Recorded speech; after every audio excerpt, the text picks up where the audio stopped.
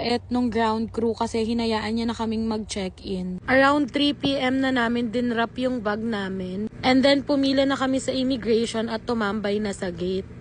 And tada, nakaboard na kami sa airplane. May connecting flight nga pala kami sa Vancouver and sa Taiwan. From Toronto to Vancouver, ang flight hour namin is 5 hours and almost 4 hours kami sa Vancouver airport. Andito na tayo sa Vancouver, guys.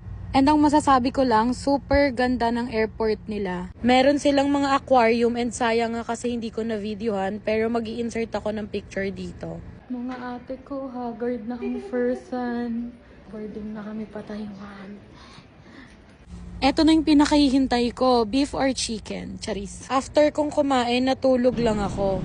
Guys, China Airlines pala yung sinakyan namin and itong mga panahon na to, gising tulog ako. Tapos nakikinood lang ako kay Bebe. Kasi nalulula ako dun sa tablet sa harap ko, sobrang lapit kasi. And after 13 hours of flight, yes, touchdown Taiwan. Grabe, ang ganda din ng airport ng Taiwan, super linis. And ito, nag-start na mag-board and nung tinawag yung zone namin, pumila na rin kami. Boarding from Taipei to Manila.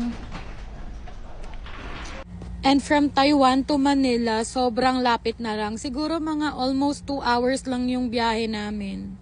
And dito ko na talaga na-feel ang excitement kasi finally, after few years, makikita ko na ang family and friends ko. And guys, kung gusto nyong malaman kung paano kami nakapagbakasyon kahit naka-work permit lang kami, comment lang kayo and gagawa ako ng another video. And yes, OMG! Hi Philippines!